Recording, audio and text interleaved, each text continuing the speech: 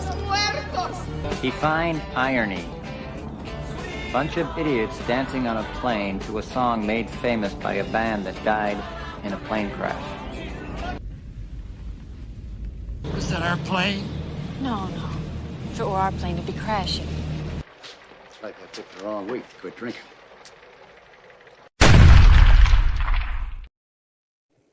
Good evening. Welcome to the Steelers Sanctuary Podcast. I'm Leanne Lohman, joined tonight by Bob Quinn, Dave Rivera, and David Korb. Zach will be joining us shortly. He's wrapping up a few things, but he promises he'll be here.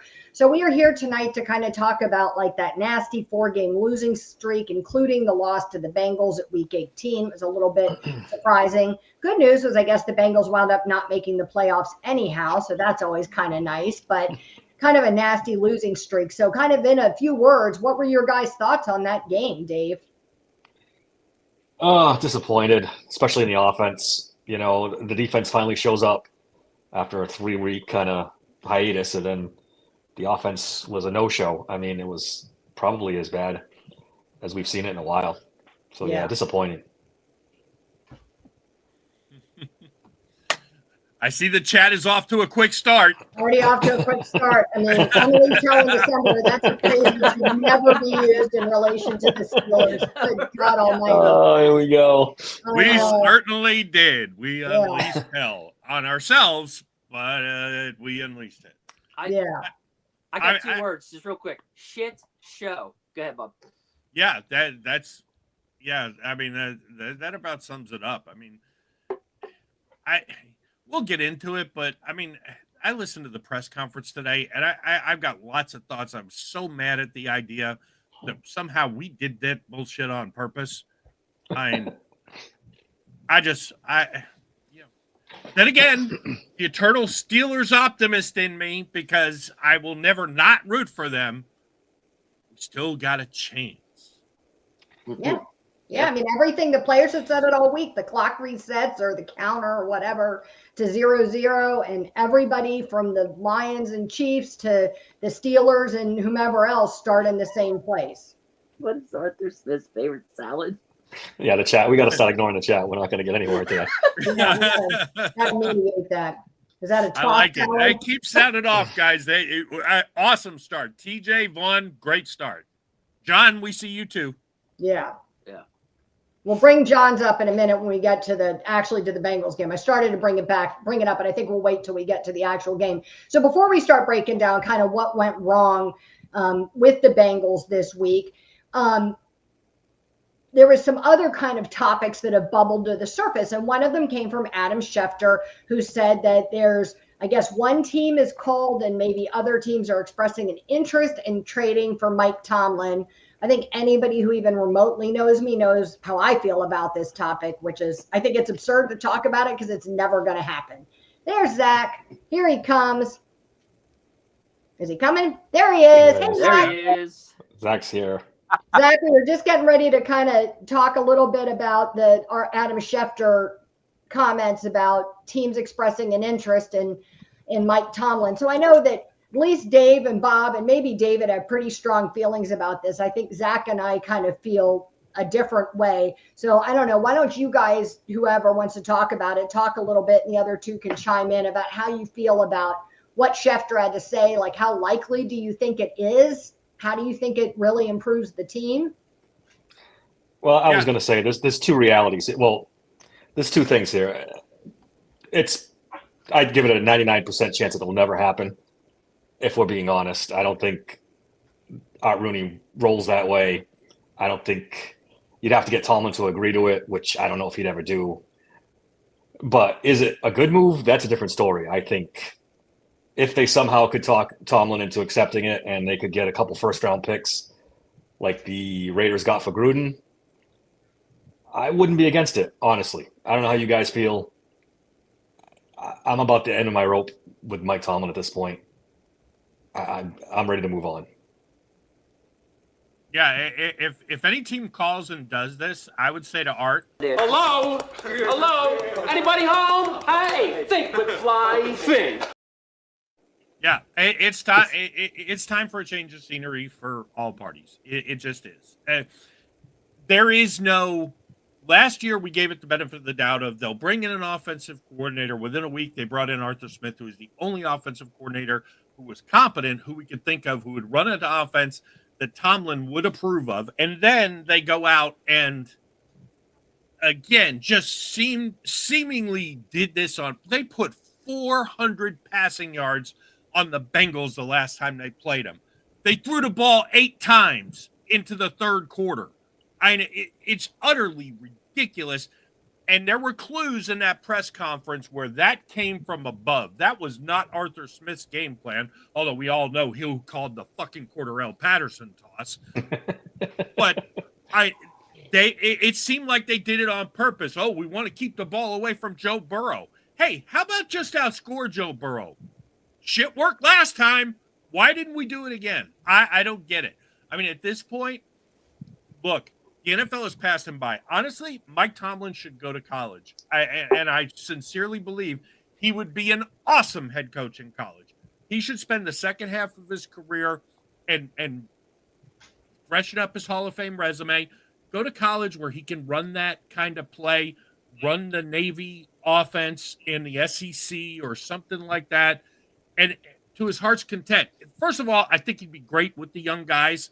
I think he would be, I mean, if Deion can have success, Mike Tomlin would have phenomenal success. The NFL has passed him by. I was there when Chuck Noll got passed by. It was sad to watch. I love Chuck Noll. Everything he did in the 70s and in the early 80s was great. But then the last 7 years, nothing. Bill Cowher didn't stay long enough for the NFL to pass him by, although you could make an argument that for 3 years in the late 90s it kind of did. It's passed him by. Look, 19 years is enough. It's enough. Don Shula, maybe the greatest head coach of all time, at the end of his career, went 10 years without winning a playoff game. It's enough. It's time. I wish him well. I hope he has phenomenal success somewhere else. I just want the Steelers to have success at this point. A key thing in this is that Tomlin has a no trade clause in his contract. Are we sure? Is that confirmed? Yes, it was confirmed on Twitter. One of the main media people. Whoever. Oh, there goes that. Either way, I just wanted to throw that out there real quick. Now we can move on. Good. You see, look, whatever. There's no point in me saying what I think, but stuff like this, like Tomlin's a freaking idiot. He was hired to sell merch, nothing more. That's not. I don't think that's fair or accurate. Do you know what I mean? A little. Yeah, I think that's kind of a shitty thing to say. I think the franchise has done a good job staying successful. So maybe if you're not happy that they're not successful enough, that's reasonable. But when you've got teams like the Commanders and the Jets and people that haven't been relevant, in decades or maybe ever, do you know what I mean? I think that's an unfair comment to make. But it's kind of unfair to assume that we're going to be the Commanders and the Jets. What about the Steelers' history? But that is the. I'm not saying you said it, but I see that argument on social media. Oh, I think it's factually happening. Yeah, I think. The idea of tanking means you're prepared to suck. Do you know what I mean? For years while you rebuild things, and while there's no guarantee, look, there's no guarantee. I understand why people are frustrated with Tomlin. I even understand why people feel ready to move on. I just don't think I've ever heard one person come up with a valid argument of how this really makes sense. Even with the trades, like John Gruden went into a fully stacked team that just needed a coach. We're not in that situation. Do you know what I mean? No, but they traded the Raiders traded a coach to get assets back. That's what we're talking about. Right. But it didn't help the Raiders. It helped. No, well, the Raiders were in the Super Bowl 2 years later. The Patriots. So that brings me to this. So Vaughn's point is, well, he said it would have to come from Tomlin's desire. Absolutely. That's I agree with that. And then Mark Malone says no one would give anything for Tomlin. Well, that's not true. That's true. I think if that was true, he wouldn't be coaching the team. If he had no value, I don't think he'd do it. He'd get 2 first-round picks easily. Correct. Yeah. Easily. We're going easily. Mark, you're going a little too extreme here, dude. You're going way extreme with this. Look, I said this today on Twitter. At the very least, Art has to sit Mike down and say, listen, we need a new coordinator on offense. We need a new path. We need a new, philosophy on offense. This running the football, trying to out physical every other team, it's not working. You've tried it for 4 years. I think that's it's not really reasonable. working. Yeah. And today, I think it was Ray Fittipaldo said this afternoon that if they happen to lose this game against the Ravens in the first round of the playoffs, that something is going to have to change. You can't finish out your season with 5 losses and not have any kind of change. So it won't be Tomlin. He doesn't seem to think it'll be Terrell Austin, but he thinks, he kind of implied they might need a contract on somebody to make some changes. Well, I mean, that's the number one problem. And I heard this all afternoon on Pittsburgh Sports Radio was there is some thought that because Terrell Austin is under contract, you have to bring him back. Arthur Smith is under contract. You have to bring him back. You don't have Steelers, to. Well, but the Steelers have only fired one assistant coach who wasn't under contract. That's different than have to. Do you know what I mean? You don't have to. They don't have to do anything, but don't. Right. But the chances of us running this back as is are pretty good because I think this is I had a rant about this 3 shows ago. We're stuck in a cycle, and I don't see any way out of it because the Steelers don't fire coordinators. So the chance of Arthur Smith being fired is like slim and none. I mean, he's going to interview for a couple jobs. We heard Chicago and New York, but do we really think they're going to hire him? I'd be shocked. After this performance, I don't the Steelers so bad, maybe. It is the Jets. I'd be shocked. That would be a best case scenario. Well, for It someone would to be a best hire case scenario. Arthur Smith You're away. right, Zach. But I when I Maybe saw we that, should all stop I lit talking up. shit about him on social media and be like, he's making so much if he left us. Look, stop talking up Arthur Smith. I'll hire the moving company. I'll do whatever it takes. Like, I was. And then again, from the very beginning. You brought it up, Dave. How much of it is Arthur Smith, and how much of it is Mike Tomlin telling Arthur Smith, run the ball, run the ball, run the ball? I know. Because he said today in his press conference, I want to run the ball. That's my goal. And this is why they brought Arthur Smith in, because Arthur Smith supposedly could develop a good running game. Another thing that people are referencing is that teams are impressed with what he did with Justin Fields. Did you guys see that? Yeah. I did not see that. Yeah, apparently teams are impressed with how Justin Fields performed under Arthur Smith. And that's why the Bears are interested. They're like, wait, how did you get, But see, my problem is that they put Justin Fields in a box and wouldn't let him go outside that box. Yeah, that's why they ended up held him back.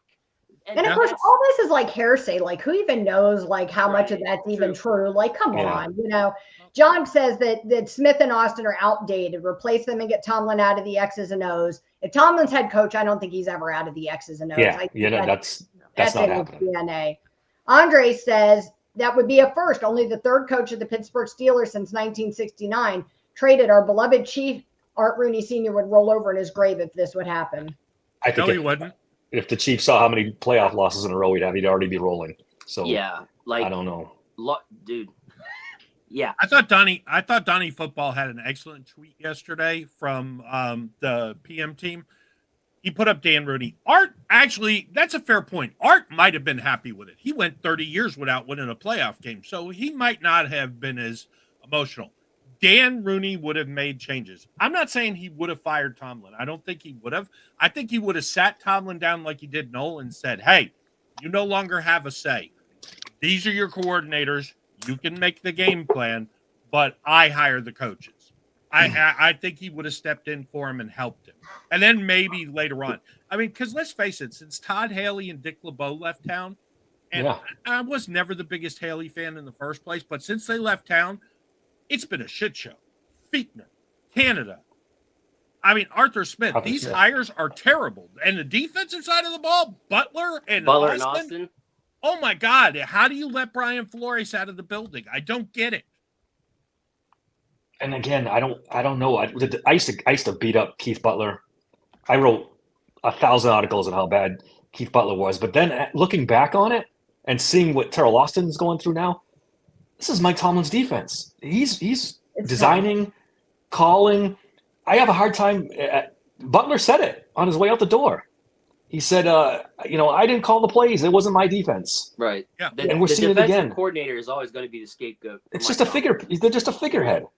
That's all they are. So again, we're right back to the guy at the top. And that's why I say if they don't have the guts to sit him down and say, listen, we got to go in a different direction, especially offensively. Defensively, you can make an argument. You can make a case that Tomlin's been okay. The defense has been good. You can leave Terrell Austin. The offense, since Ben Roethlisberger retired, even his last season, has been atrocious. And it's not – you can say it's a little better this year, but a little better than completely terrible is not good enough. The key word was better. Was. Past tense. Yeah, the last 4 games they've averaged 14 points a game. Yeah, 14 points a game in the NFL. Yeah, I think John brought up a good point in chat too about he's got the 3-4 is outdated. It's not. You could play the Dick LeBeau 3-4. The problem is we're playing Tampa 2 in a 3-4. That does not work. If you're going to go Tampa 2, which Tomlin believes in strongly, he was around in the Dungy Tampa Bay glory years. I don't have a problem if you want to go Tampa 2, but that's a 4-3 defense. You need to either commit to go 4-3, put Cam and Keanu inside, go draft a defensive end, and let, because you could probably get away with TJ as one defensive end, especially as he gets a little older.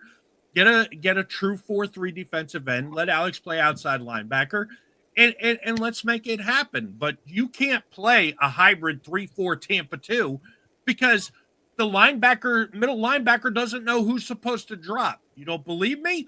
Take a look at what tight ends do to us. They don't know what to do in a 3-4. It's not meant for a Tampa 2. He's been saying, we've been talking about covering tight ends for, I think, 10 years. Yeah. We got to communicate better and this and that. We've been getting destroyed for years by tight ends. It never changes. John says Detroit with its O-line and Gibbs can run the way Smith and Tomlin want, but they can't with their current players. He said Smith's system doesn't match the Steelers' players. Would you agree with that? That Arthur Smith is trying to run an offense that doesn't match the players we have on our roster? I don't think it's that. It's we talked about the whole time. He doesn't understand the personnel in the field. You call him the right place with the wrong players. So like toss plays in certain areas with Warren would work. Toss plays to Cordell Patterson and Najee do not work. Long passes that are supposed to be to Pickens or to Mike Williams work. Long passes to Calvin Austin in most cases don't work that are meant for those guys. So that's the situation. Also, and so that's a good point, Zach. Because Zach, to piggyback on what you're saying, but it doesn't work with the right personnel. If you've got 2 or 3 tight ends out there, the only wide receiver is Austin out wide with Jalen in the backfield. Gee, I wonder what you're going to do. Yeah. They know the run's coming. They knew. That's know. Predictable. And they are very predictable. Zach, everything you said is correct. I just have to piggyback that's the only way it doesn't work is if you make it so goddamn obvious what you're going to do. It is so painful to sit there and go, they're running the ball. They're running the ball. They're running the ball. And you're right. That's why, every single fucking time. Nobody should not be this good at knowing what they're going to do. You think we're good at it? The professionals that get paid to evaluate the Steelers to know what they're going to do are exceptional at it, especially the top teams in the NFL.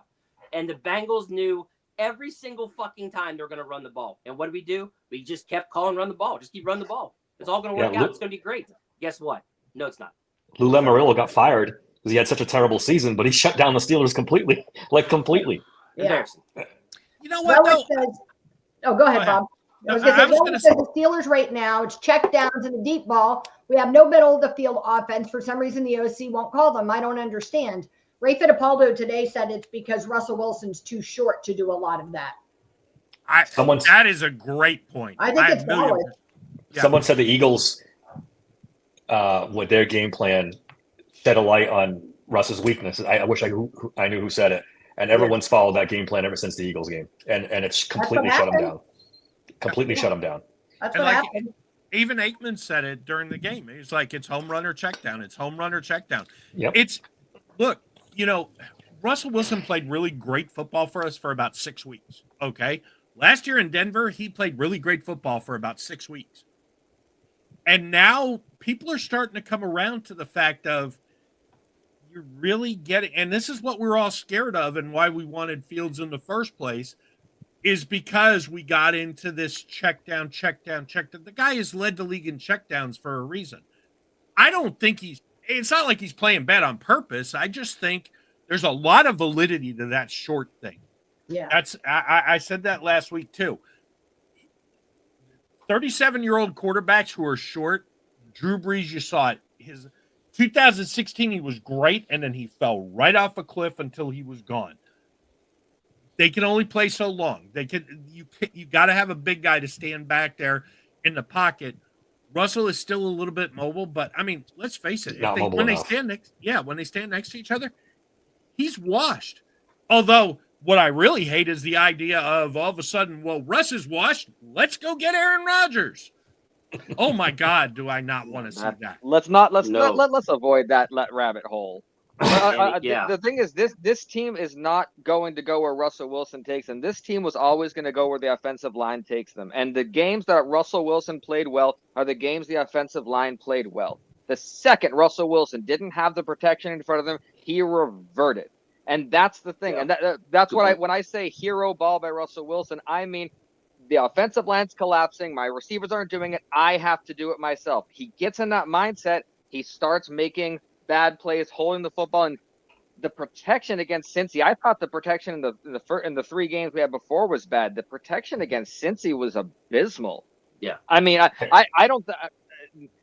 Maybe when we noticed as a coaching staff that the offensive line was starting to crumble, that Mason McCormick was hitting his rookie wall, that Zach Frazier was that I think Seumalo was having to pick up the brunt.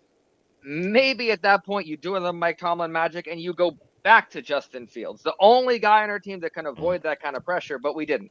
We bought into Russell and said live or die by it. So the offensive line is, especially with Mason McCormick having a broken hand.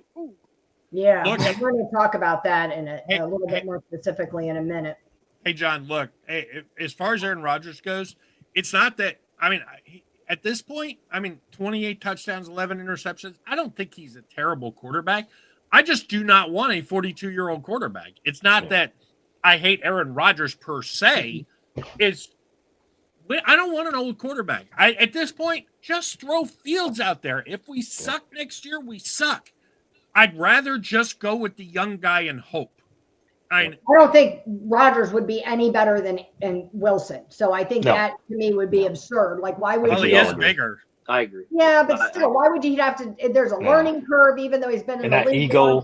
You know what I mean? Get to know the players, build chemistry. That stuff takes time. The ego, the drama on the ego. I don't like him, but honestly, I would love to, because you want to talk about somebody who would be willing to call out all the bullshit behind the scenes. That's not healthy for your team. Yeah, that would just make it worse. That's not healthy for the team. Let's stick Rodgers and George Pickens in the same room. Yeah. That what could go wrong? That could. Everything. Let's go back to the offensive line for a minute, because Dan Moore had a day. Saying they've gone downhill and we need an O-line coach. Well, I've been screaming that for 2 years now. Yeah. Mm-hmm. We got Pat Meyer. Pat Meyer's awful. Oh, we don't. God awful. He was only there because he was one of the ones that would work with Matt Canada. We all know that. Same with the freshman guy that was the wide receivers coach. Those guys only got hired because they were the only ones that would work with Matt Canada. Don't you think he's a likely scapegoat to get the axe this year? I mean, 100%, right? He's got to be on that list. He will be one of the scapegoats, if not the only scapegoat. He'll be number one, probably. We don't need just an offensive line coach. We need depth in that. We need an offensive line coach. We need positional coaches. We need assistant coaches. We need coaches out the wazoo. I want to see coaches just lined up around the building. They're not going to get enough offices to fit them. Come on, because that frustrates me. We literally have 10 plus less coaches than the 49ers, the Rams, the Dolphins, all your high-tier, top-tier Chiefs, if I didn't mention them, that are top tier in offense. I can't resist this shot, because for half a year I had to listen to how Dan Moore is really great. What do we all think now? Not that Project was any good, but look, Broderick's been playing better than Dan Moore these past few weeks. He's really taken a step backwards. 1,000,000% agree. Yeah. And here's the thing about the coaching. Hendrickson's their only pass rusher. Hubbard is out. And you leave Dan Moore on an island with Hendrickson all game long. It goes back. Everything goes back to coaching. Was just about to bring it up. 9 days, like you said, Dave, 9 days to prepare for this.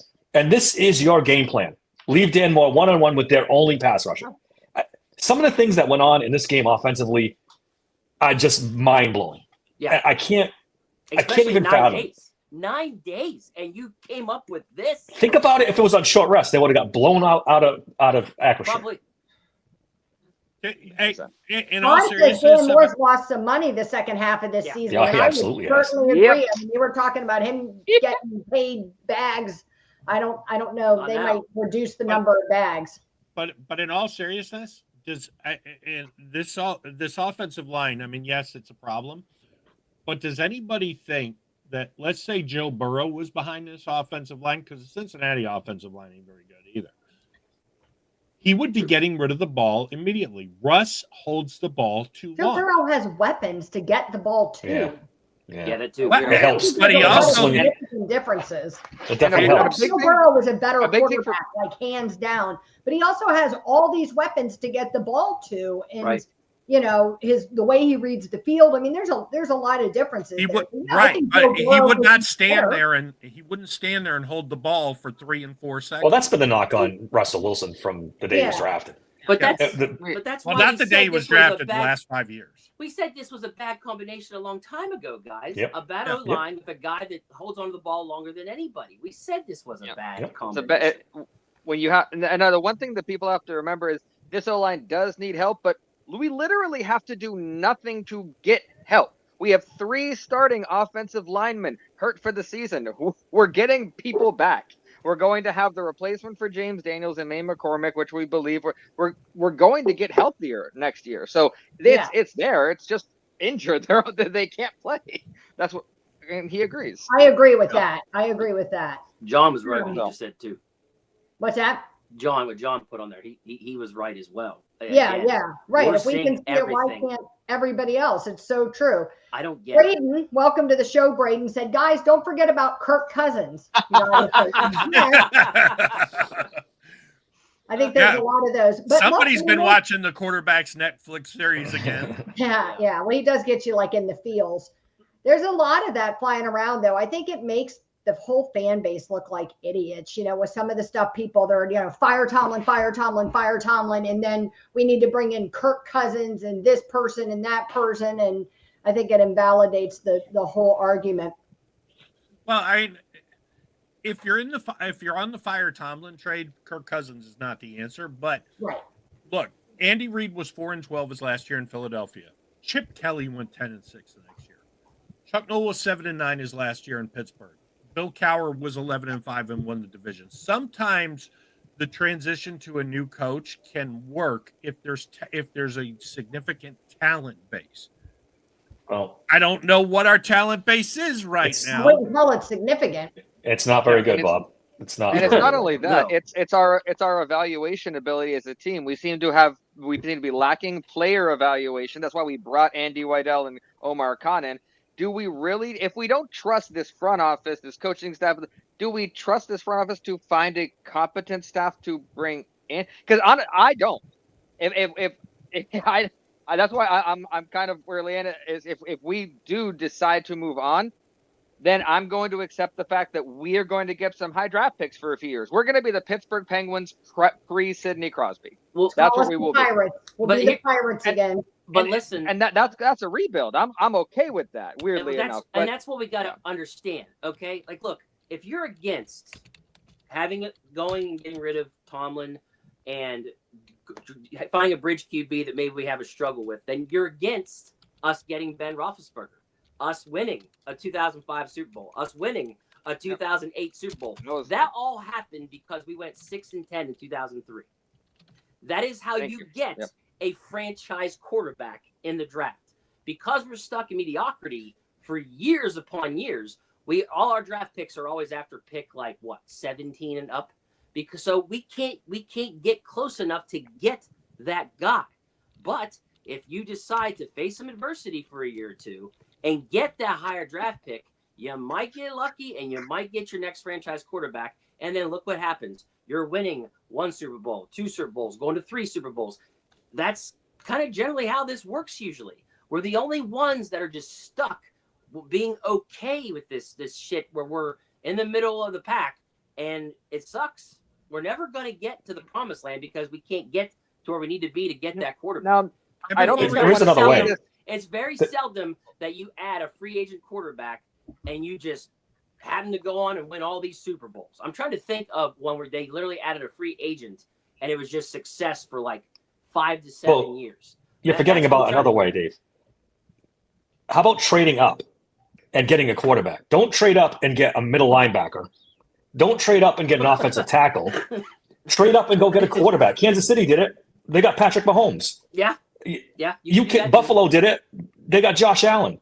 It can be done, but you have to have a front office committed to getting a franchise quarterback instead of these Band-Aids and trying to tell everybody Kenny Pickett's the answer and stay and put it. Omar's shown that he's more willing to do that than Colbert ever was. Do you know what I mean? I think there hasn't been. I don't know that I think there's been the person to trade up to go get in the past couple of years. I'm starting to think that they may make a move this year. This past year, there was about 5 quarterbacks. So, and then look, okay, so before Bob, I'm not saying I'm for it, okay? I'm not saying I'm for it, but here's what I'm going to say. I'm reading a bunch of stuff, and I'm not saying I'm for this, so don't jump down my fucking throat. What I'm saying is there's rumors that Shedeur Sanders is going to fall in the draft. I know. Hey, fuck face. I know. I can't. Okay? I can't, Dave. I can't do it. I fear that Shedeur Sanders is going to fall. And guess what's going to happen? We're going to pounce. Don't even put that. Think, oh, wow. We can try to get this guy and see if he's the next franchise quarterback. You can say that all you think Steelers fans can't handle some of the drama we're dealing with from Pickens now? Right. I understand. But hold on. Let's be fair to the kid. Let's be fair to Sanders. He's not controversial. No, he's not. He's a nice they kid. might pounce, and they didn't. And if they would have, we'd have had Jalen Hurts. And I feel it in my bones now that if Shedeur Sanders falls, I could see them going after him. Okay. He won't get past Brady. I'm not saying that I want to be right here. I'm just saying I feel like if one of those quarterbacks in this class falls, I could see the Steelers pouncing. I don't know if it's a good thing or not. I'm not saying I hope it does. I'm just saying I could see it happening this next draft. You heard it. If you're in the chat, bookmark it because he said it. So he was willing to say it. Before we start talking about, be right here. I'm just saying. I can see before we start talking about the Bengals. Oh, go ahead, Bob. The only thing I'll say about the draft and Sanders is Tom Brady coached him in high school and a little bit in college. There is no way Shedeur Sanders is getting past Vegas. Right. Good, they can have him. I agree. Good. Let him have him. Yeah. Andre said, what do you think the Steelers will do with the quarterback situation since both are on 1-year deals? Do they bring back one, both, or neither? If neither, who do you think the Steelers quarterback is going to be? So we already know. Dave, I don't know if you can. We're going to have Shedeur Sanders. Go ahead and buy your jersey now.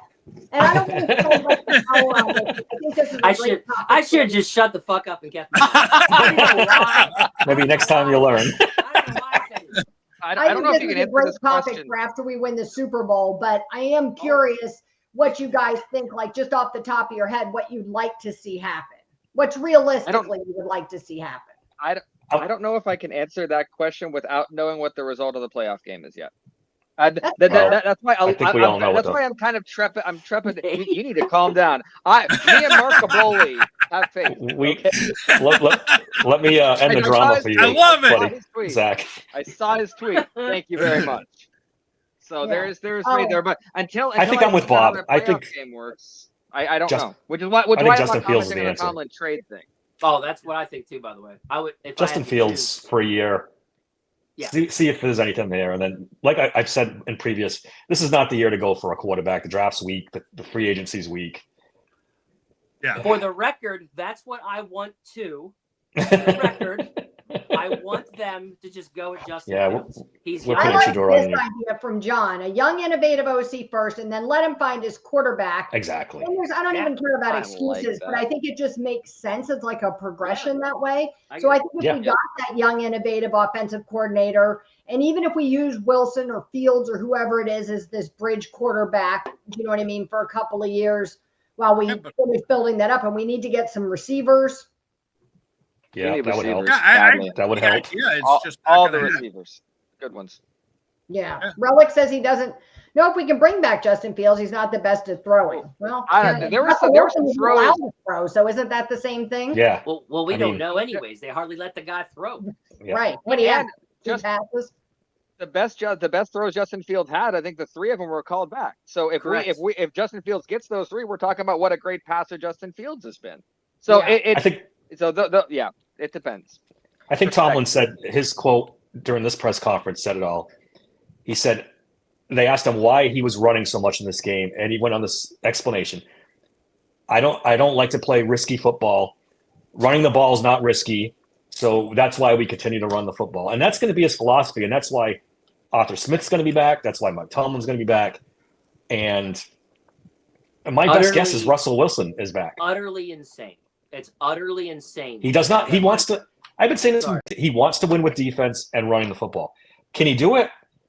I really, really doubt it. In 2025. Now against the Bengals, he got half of it right at least. I mean, we Joe Burrow was up until that point, the second half of the season, he had thrown 3 touchdowns. Not that it's no honor with the loss or whatever, but he got half. The defense did have a game. If our offense had done what they did before the 4-game losing streak, we would have won that game and won it easily. You know what I mean? We were putting points on the board, and then things changed. So let's shift now that Dave brings up that press conference and talk about that Bengals game and really what went wrong. Who do you think is to look? I know everybody's going to say everything goes back to Tomlin, but where do you think the blame really lies for that loss? Is it just with Tomlin? Is it with the offense primarily? With Wilson? No fucking doubt it's the offense. I mean, Jesus Christ, was that fucking horrendous. Sorry. I'm still pissed off. Like I can't get over that game plan with the offense. Zach, go ahead. I'm so sorry. You're good. I think the self-policing environment that Tomlin has in place here bit him in the ass. Because what happened is I genuinely saw a split team. I saw half of the team that was like, we shouldn't be playing. Why are we playing? I should be sitting. I'm not going to give my all on this. This game doesn't mean. Why are you playing me? And another half was like, we got to get that stench off. Come on. And that was so we were a team battling itself all game. That's why George Pickens dropped it. He didn't want to be out there. George Pickens wanted to sit. So there's certain Isaac Seumalo gave a half-hearted game. I've never seen that kind of lack of effort from. He didn't have a bad game. He just had a half-hearted game. So I saw half-hearted from half of the team, and that comes, I believe, from that self-policing environment. If you have that and you let players just kind of decide that, then it was a weird situation, weird vibe the whole game. The moment I knew that Tomlin wasn't going to sit players, I knew this was going to be a weird game. I just wanted out healthy. But split teams don't work. Yeah, I mean, the press conference today really said it all. It let the cat out of the bag. They decided, and by they, we know who they is. Tomlin told Arthur Smith, you're going to run the ball. And figure out a way to make it work because we're going to run the ball. It was his decision. He admitted it in the press conference. Now, Russell Wilson, when he did have opportunities, I don't know what the hell he was looking at. When they did start to, kind of look down in the intermediate part of the field, which Aikman was killing him for all game, all of a sudden Freiermuth is picking up chunk, and we start to make a comeback. So I blame Tomlin, I blame Wilson, and Arthur Smith. You're not off the hook, buddy, just because the coach told you to run the ball. Maybe be a little creative. Here's an idea. When we need a touchdown or a field goal to win the game, maybe put our best running back on the field instead of Chef Boyardee and toss him the ball. Yeah, dude, like there's so many things on offense. 12 straight first down runs, dominating with the run game that didn't dominate anything. Waited till 8 minutes left in the whole damn game to be like, hey, let's throw the ball. It just mind-blowing. No play action. They hardly did any play action, guys. I was looking for play action, and they completely stopped doing the play action. When they showed the overhead camera look of our wide receivers running their routes, I saw multiple where all 4 wide receivers or the tight end were all running to the same side of the field. What the hell are you going to accomplish with that? What else? The CPAT toss, and then he draws a penalty after that, the very next play on top of it. That was just the cherry on top there. What else? Wilson, you need a yard, and you dive straight at the ground as soon as you hike the ball. Have you seen the freeze frame of that? Yeah. If all he does is just run, he's got the first down, no doubt. The dude hikes the ball and just dives straight to the ground. Now, let's get back to this play before that. When Freiermuth was throwing the ball, instead of putting his head down and going at the defender, he went out of bounds instead to avoid the hit. When all he had to do was put your head down, take the hit and drive, and you get the first down. He chose to avoid the contact. And then here comes the Russell Wilson dive at the ground. And then on 4th and inches, Arthur Smith, again, chose to have Jalen Warren line up 5 yards back and run to try to get the first down. Instead of on 4th and inches, literally you just have Russell Wilson dive at the ground again. Yeah. Just put Najee in. Ridiculous. Situational. Just like Bob, you brought up Warren. 6 touches in the whole fucking game. One target in the whole fucking game. You took your third best playmaker and made him. You wasn't there. There you go. Obsolete. Good point. I was trying to find the word. Obsolete. Yeah. Who in the hell has 9 days to plan and goes, you know what, Jalen Warren, we don't need you. Like I just, it's mind blowing to me. I can't comprehend this. Like 9 days, and you came up with the worst game plan ever. I think I don't get it. I think Vaughn brought up that the Colts fired Gus Bradley. If they fire Shane Steichen, and I know what fans Dave and I are of him, do they do everything they can to go get him? No, they don't. Only if Arthur Smith leaves, gets hired, miraculously hired away. They're not going to. What about the 2-minute offense, guys? Both halves. Oh, that was horrendous. Horrendous. The 2-minute offense. Oh, if they ran before the half, they win the game. They ran 14 plays in the 2-minute offense on both first half, second half. They gained 27 yards. Yeah, that wants me too. The end of the game was a disaster. I mean, a disaster. Russell Wilson runs for no reason, and it's just Pat Freiermuth, who you guys love, and I'm becoming less and less of a fan every week. Drops a game-winning completion, maybe, probably. Possibly. The ball's right in his hands. He's got nothing but green in front of him.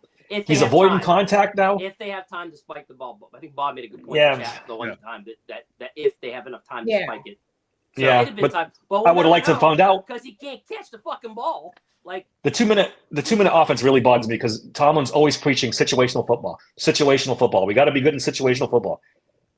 They are not good. They're not good at the goal line in a red zone. They're not good in 2 minutes. I rail about it every week. Every week they blow a 2-minute drive. They cannot do it for the life of them. And again, it's back to coaching. That is specifically on coaching.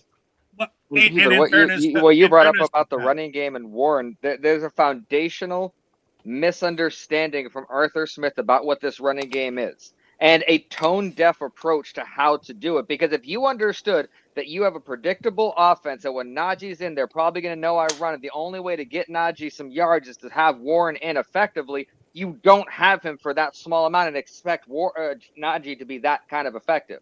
That's not the kind of offense that we have.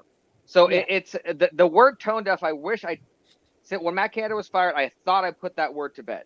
That and cowardly were the two words I thought I had put to bed in regards to the Steelers because I used them throughout Matt Canada's tenure. Against the Bengals, both showed up. Yeah. Both showed up again, a tone deaf approach to the running game. Yep.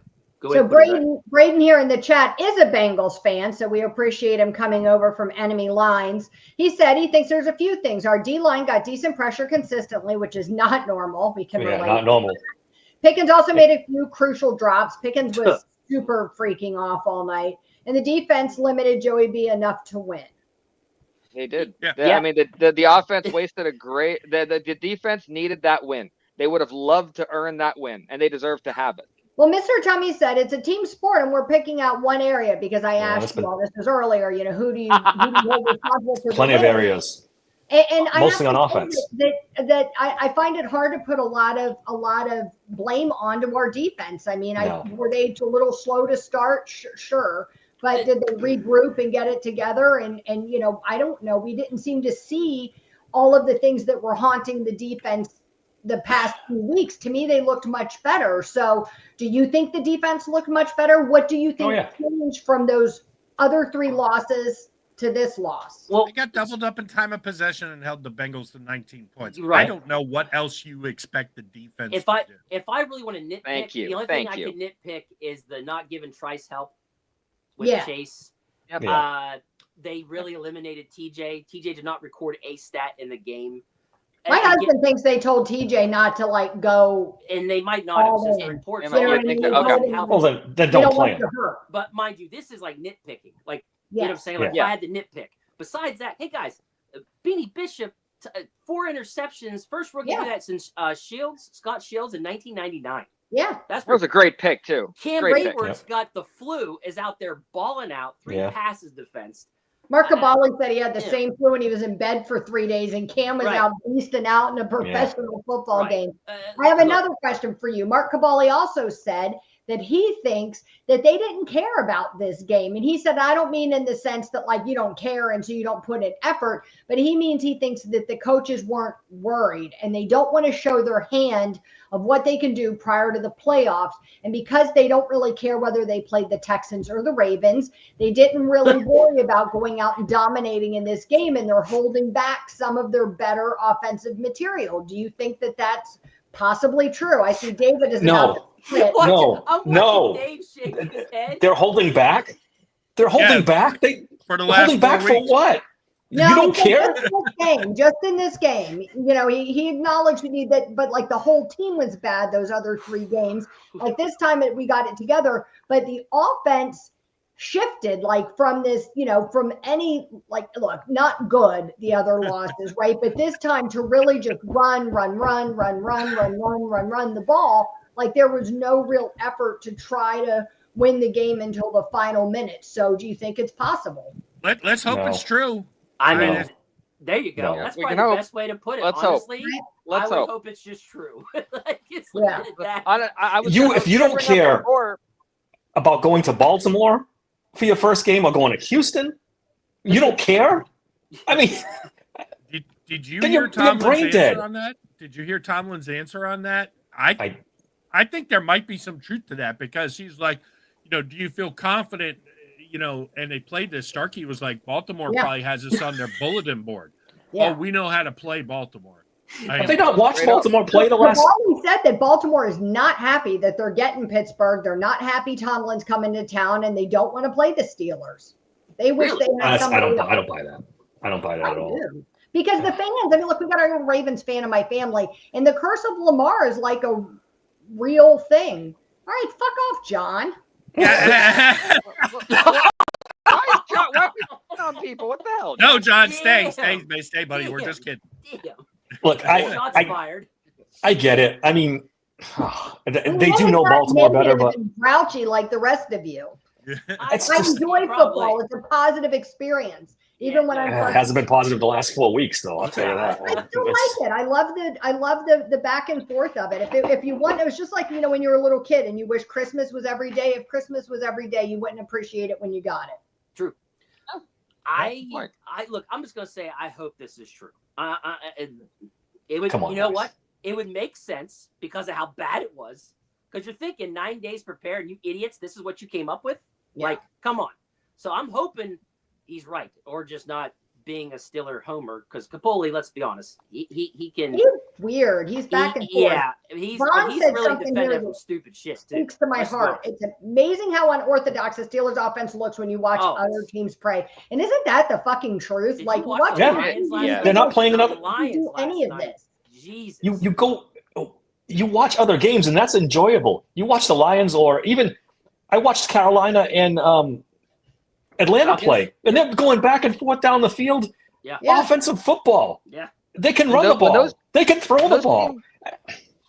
When they line up and they have a 3rd and 3, there's no panic. It's like, okay, we have 3rd and 3 plays. Let's get that 3rd and 3. We know what we're going to do the next play. And they have already moved on from that. They know they're going to get it. Or if not, they're like, I'm going to go forward. There's so much confidence there. But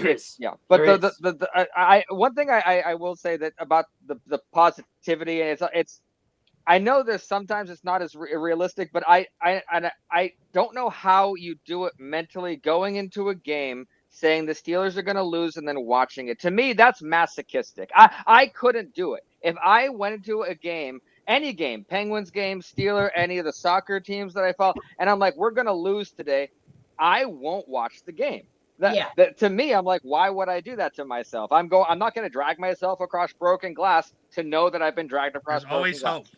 Yeah, always hope. Yeah, so I have to find the reasons, and a big reason for this that I've found for myself, the amount of times in my life I have seen powerhouse Steeler teams go into the playoffs and just get demolished.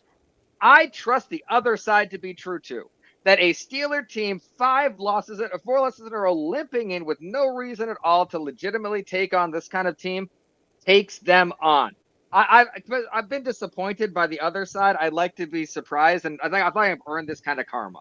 Steelers karma is real. I've earned this. I'm really reassured by the fact that we're not limping as hard. I mean, we may not be winning, but we aren't all banged up like we usually are going into the playoffs. They are healthy. Good point. Yeah. 7th string. We brought up guys off the couch that were doing Walmart deliveries yesterday. Let's talk a little bit about George Pickens. Man, he was once again not targeted in this game much. Do you know what I mean? Didn't have a good game on top of that. Then got into his antics. You saw multiple players, including Pat Freiermuth, trying to calm him down in the field. At one point, I guess he was like trying to fight the fans or whatever. I mean, I didn't obviously hear what he said, but I guess that was what was said. So what do you guys think? Is there any way to get George Pickens back on track for this last playoff game? Let's not even worry about 2025, right? We'll talk about that as the season winds down. But let's talk about next week. Is there any getting him back on track to be productive in a playoff game? Can we get him a therapist?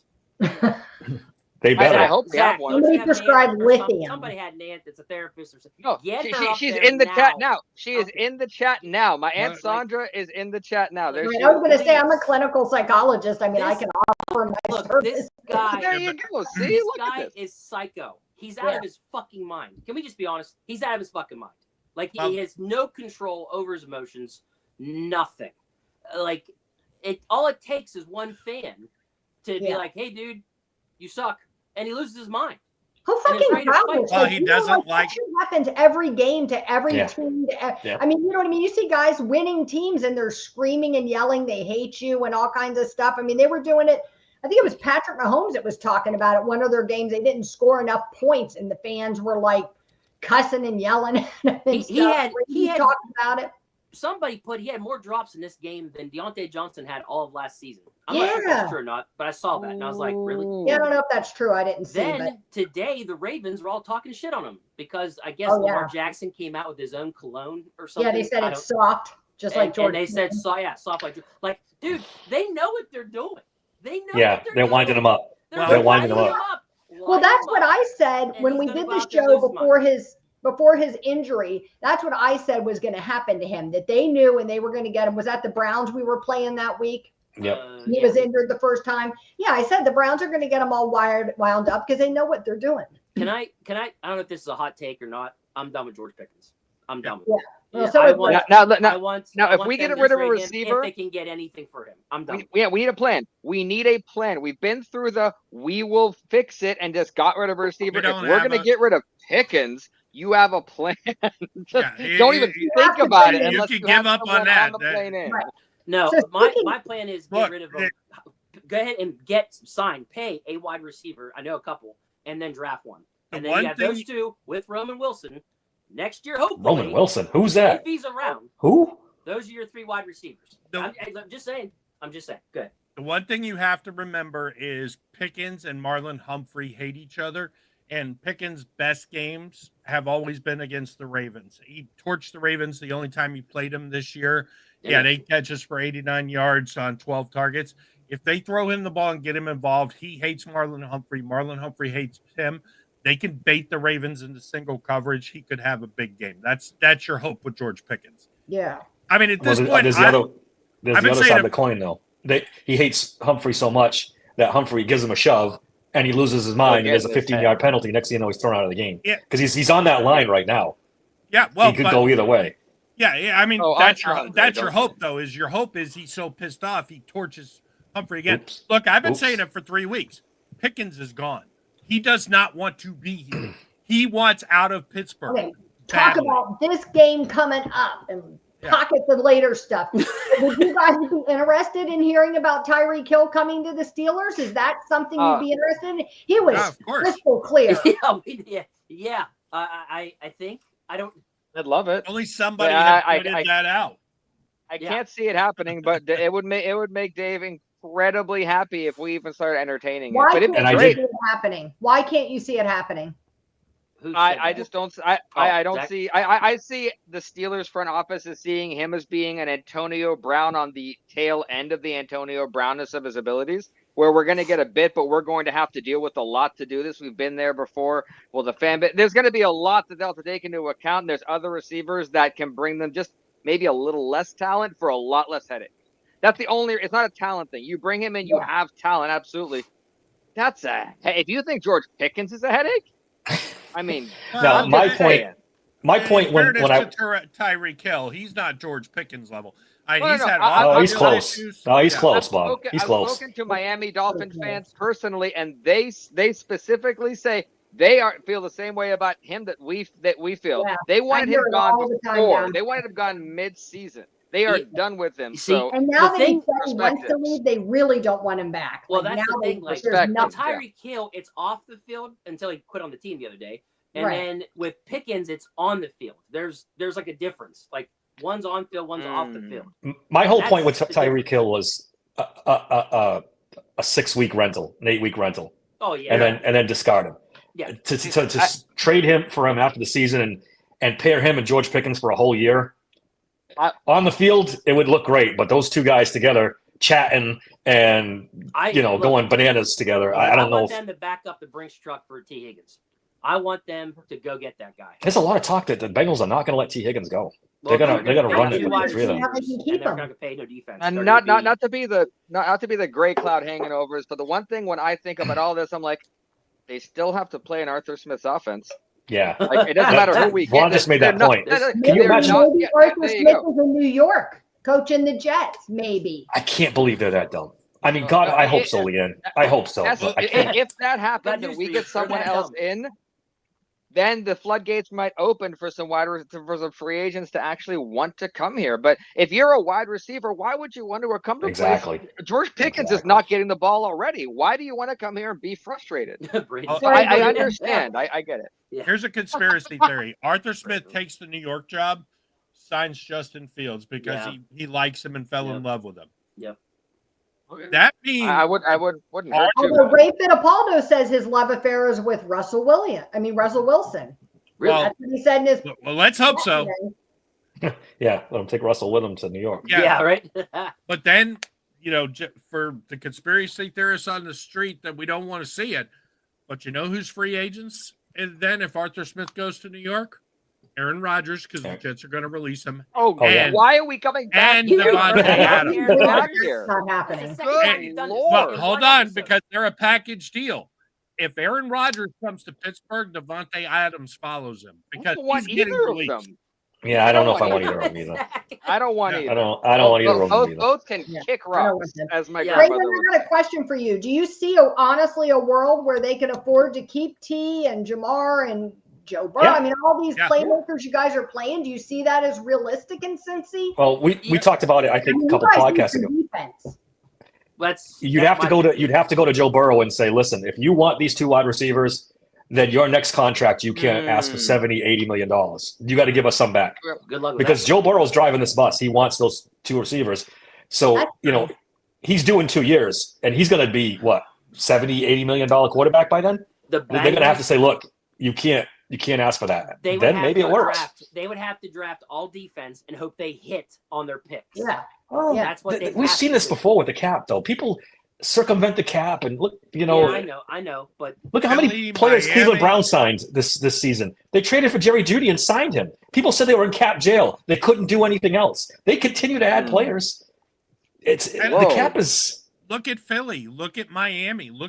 You can pay two wide receivers. You can't pay anybody else, but you can pay two wide receivers. Well, that's my point. My point is, if they go that route, they're going to have to draft all defense if they hit on their picks, and that's the way they go about it. You're welcome, John. Anytime. I'm surprised by Braden's answer. That they're gonna. Hendrickson right now is your defense. I mean, you I don't have know. Joe Burrow and Chase. You have an offense, but you're going to get rid of your whole. I got a hot take That for you. surprised me. Hendrickson should be the defensive player of the year after the performance he put on yesterday. Yeah. But he's not because their team's not winning. It's the same reason that Joe Burrow. Bengals got a lot of players that could be winning awards. Yeah, it doesn't make it fair. It's just the reality. Like that's the reality of it. It really is. At least he's 9-8. Anybody but Myles fucking Garrett. I saw something where they had 4 different players that could win awards, and they're not going to the playoffs. Like, it's nuts. So, do you guys think that we'll see Fields in this upcoming game against the Ravens? I don't think we're going to see him as our starting quarterback. No. Do you think they'll be working him in more?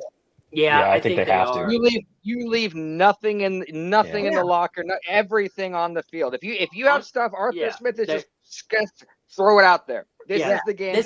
This is desperation mode for them. 4-game losing streak. They're gonna. I think that's new for us. Do you guys feel like that's a little bit new for us? Like since the Ben Roethlisberger years, like even the last year that he was a quarterback, I didn't feel like we were very creative in those playoff losses. I think we were not at all creative with Ding Dong last year, Mason Rudolph, and so I mean maybe because we couldn't be. It's Mason, I don't know, but it didn't feel like we were that team that was throwing like everything but the kitchen sink at him. It kind of felt like we gave up in that game last year against the Bills. Yeah. I would love to see, even if we lost, I would love to see us throw every fucking crazy play we've right. They need to. They need to be extremely creative. Good luck with that, but. Well, be creative and according to Caboli, they're holding everything back for this game, and we're going to be He's predicted they win. He said, and he's 15-2. Was that what you saw, Zach? Yeah. Where he said he's 15-2, and when he picks the Steelers to win or lose in the playoffs or something like that. Who Caboli? Oh, no, the one that where Caboli said that where he's predicted the Steelers to go into. He said something like "mark it down" or like Steelers go into Baltimore and come out with a win. Like there was no vagueness. It was straight up. When I saw that, I was like, "We're not alone." So No. Braden says he likes Tyler Lockett as a fit for a wide receiver too. He'd be a good mentor for Pickens if he can get his act together after that. Then forget it. What do you think? He can't get his act together after that. He's getting older. He's 33 now. There's a reason why Jackson Smith and Jigba took his job. But the thing is we've got older players on our team. Yeah, that maybe were brought in specific. I mean, they're not Brandon Ayuk. Do you know what I mean? But they were, they're there, and you got to assume that somebody, Van Jefferson. I mean, he's a good guy. Mike Williams. And Leon, that's my point. That's why I'm done with the kid. Like, none of these guys. They showed Russell Wilson and Van Jefferson talking to him on the sideline. I was just going to bring that up. And Pat Freiermuth. And then Freiermuth physically held him back from trying to fight a fan. And Allen Robinson last year was supposed to be this father figure, veteran wide receiver, and it didn't work. And they hired a wide receiver coach who's supposed to be tough on wide receivers and be good for him, and then that didn't work. The kid's nuts. Trade him to the Raiders again. Let's see if the Raiders want to try a third time. But the problem is, Dave, third time. They have nothing. They have nothing behind it. What did they do? This game will tell you a lot about George Pickens and who he really is. With 3 drops. I know it was bad. It was bad. What they got out of it was they had to hold him back from fighting somebody. That's the only entertainment we got from that guy. Was the fact that he was about to go WWE on somebody in the stands. Like, I'm done with the kid. I can't do this anymore. I just can't. Trade him, get some picks, draft a wide receiver, back up the Brinks truck for a wide receiver free agent, and be done with it. There is only one wide receiver free agent worth paying. T. Higgins. Jerry Gulak said that today. We'll sign some free agent, big solid name wide receiver free agent, and then we will draft one before the 3rd round. I would love that. That's his. I better draft one in the 1st round. Give him to the Dolphins straight up for fucking Hill. Then we'll give you him and a box of Cracker Jacks, whatever. Like, just I'm done with the kid. I can't see this, man. David, I'm curious. Okay. But he's not even producing now. Look, outside of T. Higgins, you ain't getting Chris Godwin away from Tampa Bay. You want Stephon Diggs? No. I mean, no. Amari Cooper. He's older. Who I kind of like, but he's old. I'm done. I don't. DeAndre Hopkins, Keenan Allen. Hey, let's go get another midget for the wide receiver core and get Hollywood Brown. What could go wrong with Antonio Brown's cousin? Road with George Pickens, you go right ahead. I'm not. I'm done with the kid. 0 yards receiving, did nothing. Is that totally his fault, though? I mean, he did have 3 drops. Yeah, but how many targets did he have? Like 5 targets in the game, This 6 was They didn't targets? start targeting him combative until the fourth catchers in the quarter. game? Yeah. Well, there's that too. It's don't the get me same wrong, argument we yeah, had with Deontay Johnson. They didn't. I agree with that, Bob. That was ridiculous. Absolutely. I'm just saying though, 3 drops is ridiculous, guys. It is. There's no defending his performance. And then Look, became right a or wrong, distraction on the sideline. right or wrong, they know that he doesn't perform if he's not getting targeted. Like, you know it. And look, you don't have to like it. It doesn't have to be right. It doesn't have to be good. It could be all of these terrible things. But right now, he's our wide receiver, and you have to do whatever you have to do to get him to be productive. So if your game plan, which Tomlin said it was to go in there and just fucking run the ball. Right. You know you're never going to throw it. You have to with all watch him being like a head case on the sideline, like losing his mind. How do you not structure in like, look, our focus is going to be running the ball, but George is a head case, so we need to target him this many times each whatever quarter or drive, whatever it is. Do you know what I mean? And David, I'm curious. What David, what's your what is there anything that George Pickens could do in this playoff game that would make you say, you know what, you are worth whatever you want, even though the headaches you give me? George Pickens goes off 205, 2 touchdowns, wins us the game. Have we learned George nothing? Pickens not worth? Have we learned nothing from our history, guys? With these I'm just saying. Have we learned nothing? Okay, Yeah, so there is nothing. So when you're saying you're done, you mean no matter what this? Dave, ask yourself this question: constant. would Justin Jefferson be acting any differently on this team? I don't know. When he's not getting the ball, not when even a little. I don't know. He'd be the same way. We don't He'd see be the same him way. face that adversity. Yes, that's what I'm talking about. They're all divas. But they're all I babies. see it. The difference is here they're in anytime purgatory. This guy, he loses his mind. In the Browns game, he was in the front stands fighting with another player. There were fans pulling him off. Like, guys, this guy is insane. How many players are you seeing do this? How many? How many? Even out of all the crazy guys, how many were in the front stand fighting with somebody? How many of them were trying to get the fan to come down and fight them? How many of them had to have multiple players hold them back in the middle of a game that you want to win? Yeah, you can't have this. We saw stuff like that from Stephon Diggs all the time. Diggs, maybe I don't remember. How about a guy who's probably going to go in the Hall of Fame this year, Steve Smith? Just because we see it with Diggs, that's a good one.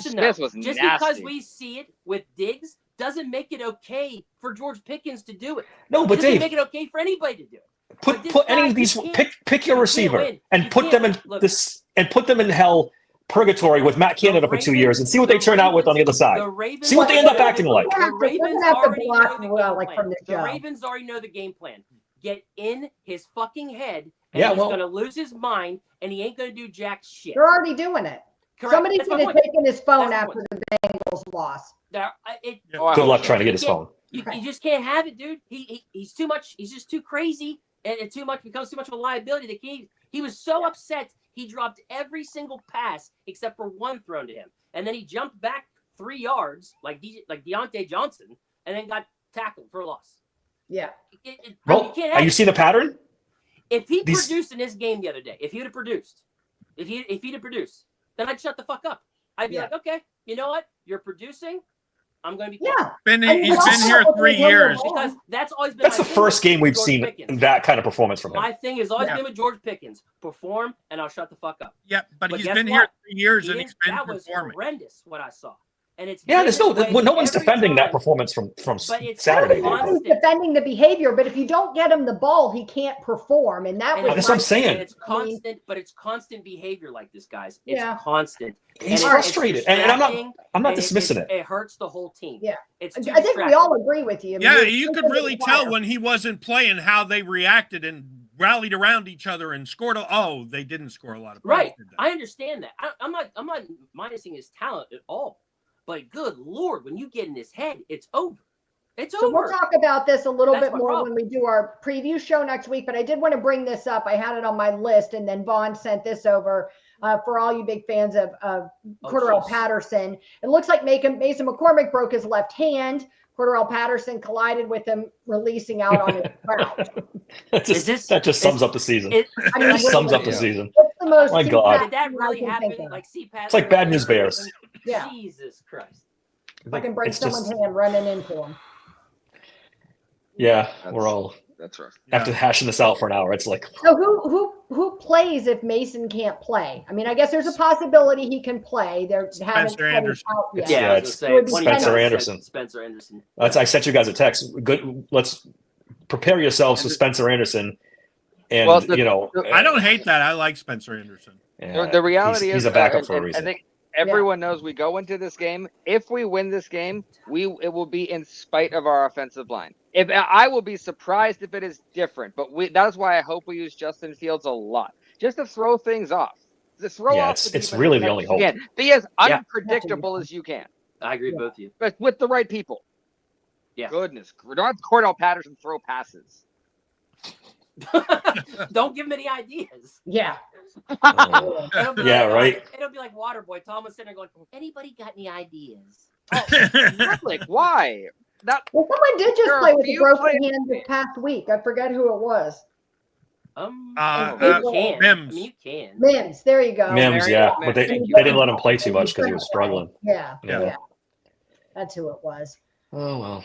All right, guys. Maybe with a big club, he can give, Alway a concussion right off the bat. Just slap him. I love that idea. Yeah. I love that idea. Let's go right in for that. Not that we're rooting for concussions. No, nobody's rooting for it. No, not at all. James Harrison. Not what that meant. I don't want to hurt you badly. I just want to hurt you for a little while. You know what I mean? Just go, Temporary sit down pain. for the rest of this game. Yeah, temporary. Yeah. Exactly. Yeah, we don't want you hurt. Just for a little while.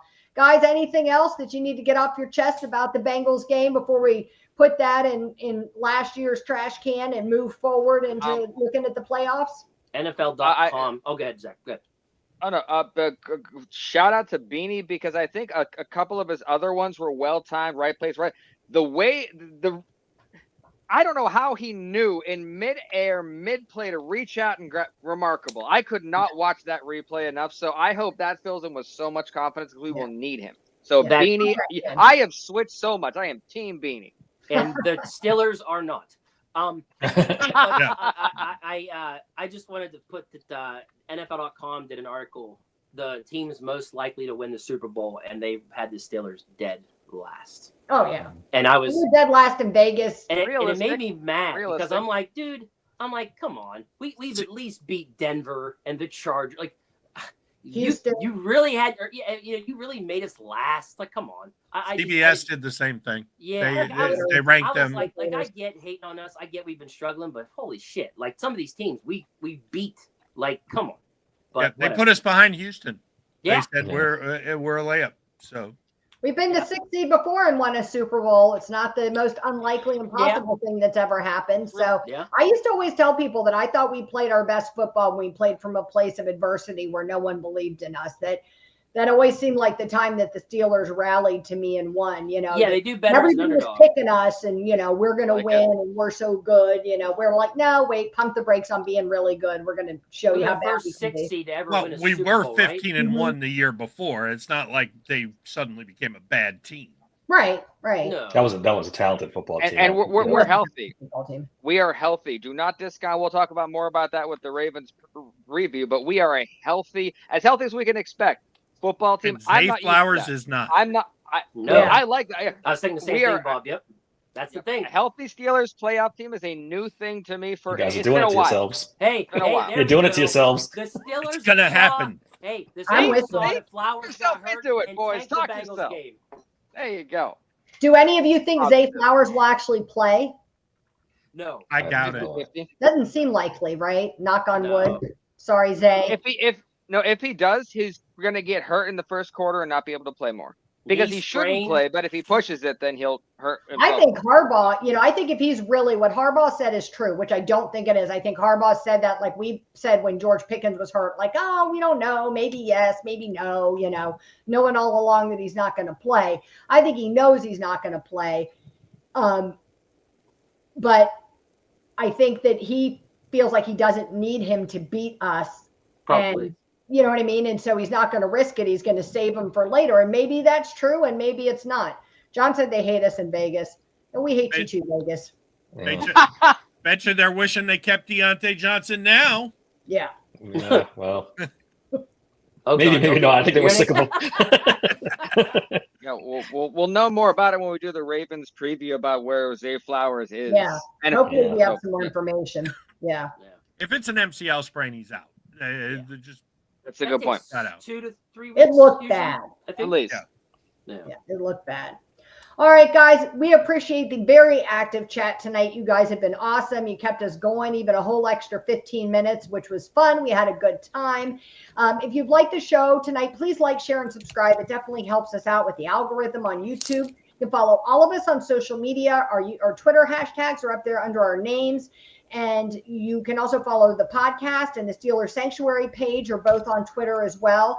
If you're catching this later after it's already been taped, please still drop us a comment. Let us know what your thoughts are about how the Steelers-Bengals game went, what you think about the upcoming playoff game. We will be back on Thursday night to do our preview show of the Steelers-Ravens game at 6:30, and we hope you will all join us then. Yep. And don't forget, support the podcast. Go to the merch store. Oh, yep. Hang up there. Yep. And don't forget. I'm completely lost. I've hit rock bottom. Get up, you son of a bitch! Hey, where these stairs go?